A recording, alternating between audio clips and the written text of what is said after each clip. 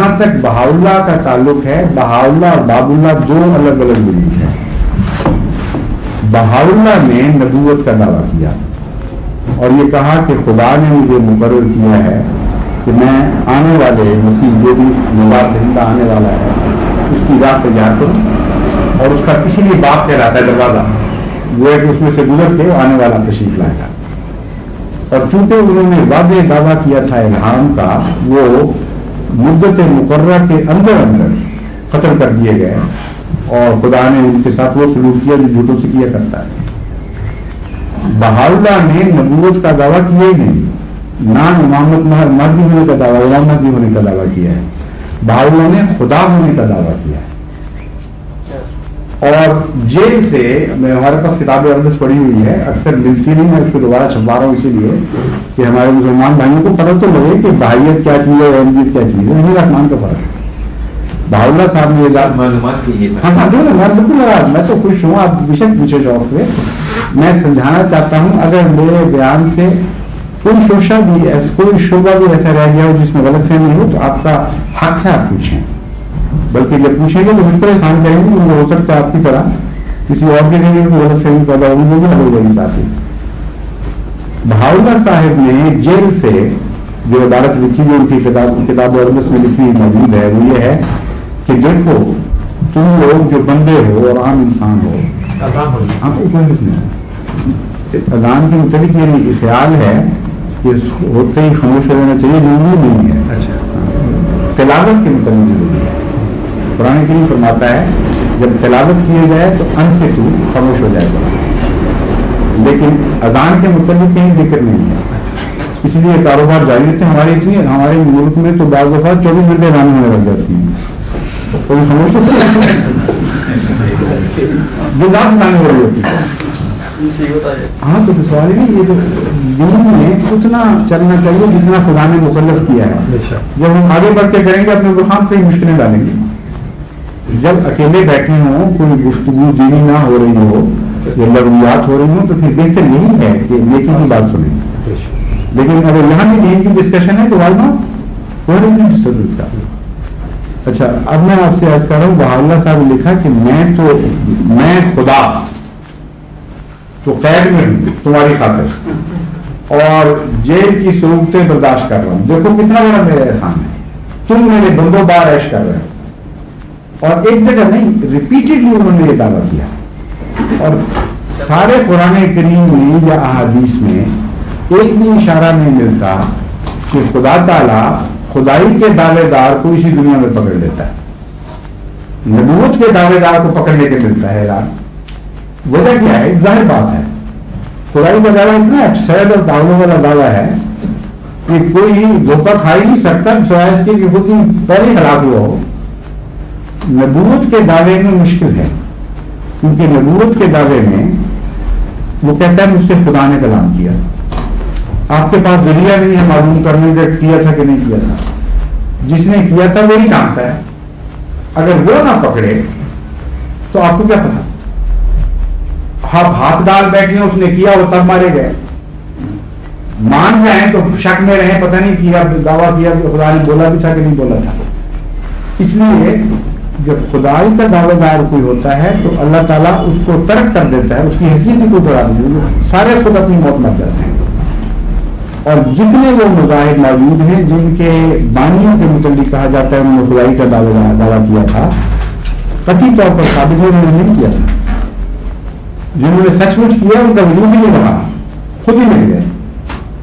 حضرت عیسیٰ نے کیا تھا دعویٰ؟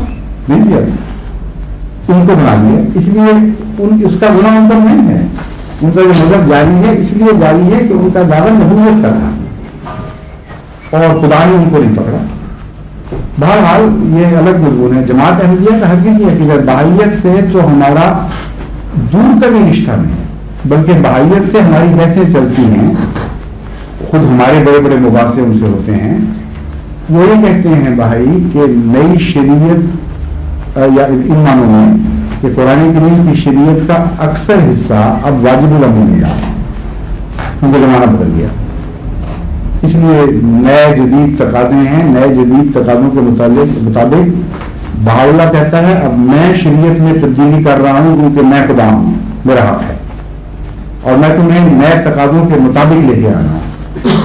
نمازیں 3 کر دی اور بعض جگہ چھٹی دے دی، مہینوں کے نام بدل دیے، ان کے وقت بدل دیے، بعض فرائض اٹھا دیے، شادیوں کی 4 کی اجازت کی بجائے 2 بیویاں کر دیں، عجیب و غریب ہے، پردہ اٹھا دیا، اور بہت سارے دخل اندازی کی۔ بہاؤاللہ نے تو پورا شریعت اسلامیہ کا حلیہ بگاڑ دیا، نسخ کر دیا، اور دعویٰ یہ کیا کہ جدید تقاضے اس کا مجبور کرتے ہیں۔ ہم تو اللہ تعالیٰ کے فضل سے بہائیوں کے خلاف بھی ساری امت مسلمہ کی طرف سے دفاع کا حق ادا کر رہے ہیں، اس لیے ہمیں ان کے ساتھ بھی کب بیٹھ کریں گے۔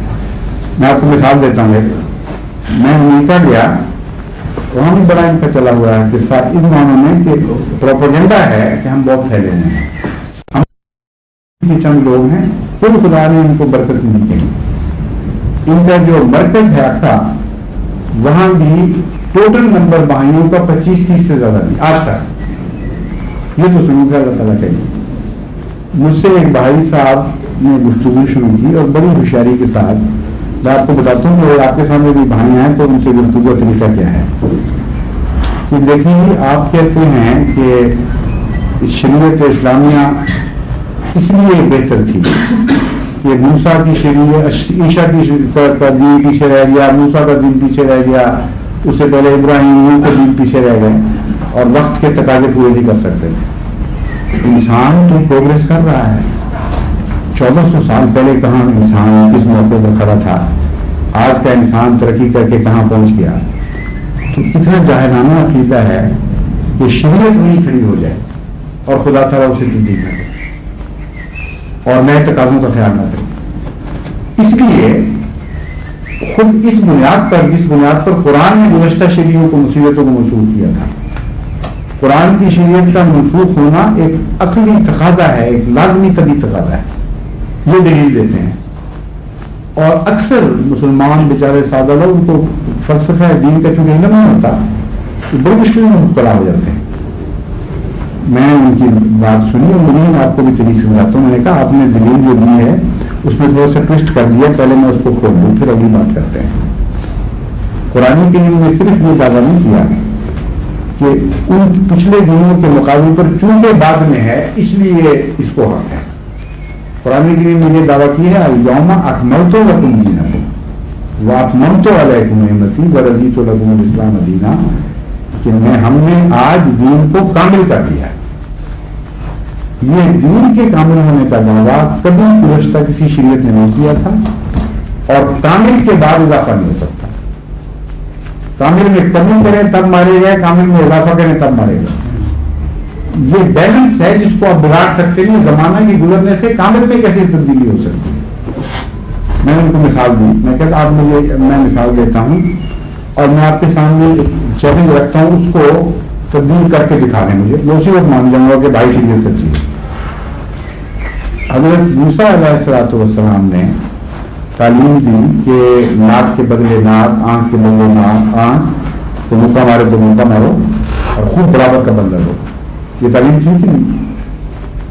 اور معافی کا وہ ذکر نہیں ملتا۔ حضرت موسیٰ کی تعلیم کے متعلق میں ان کو بتایا کہ کمپیریٹیولی کامل تھی، ایبسولوٹلی کامل نہیں تھی۔ اور میں یہ بتانا چاہتا ہوں آپ کو کہ اسلام ایبسولوٹلی کامل ہے، کمپیریٹیولی نہیں۔ جب یہ سمجھ جائیں تو پھر کسی قیمت پہ بھی بھائی آپ پر غالب آ نہیں سکتے، ان کو وقت نہیں مل سکتا جہاں سے داخل ہو جائیں۔ حضرت موسیٰ علیہ السلام کی تعلیم کو اگر ہم ناکامل کہیں، ناقص کہیں، تو یہ اعتراض پیدا ہوتا ہے کہ خدا ناقص تعلیم دیتا ہے؟ خدا تو کامل ہے، وہ کیسے ناقص تعلیم دے سکتا ہے؟ اگر اس کی تعلیم ناقص تھی تو پھر خدا ہی ختم، پھر چھوڑو مذہب کو، پھر باہر نکلاؤ۔ اس لیے یہ ہرگز نہیں کہنا چاہیے۔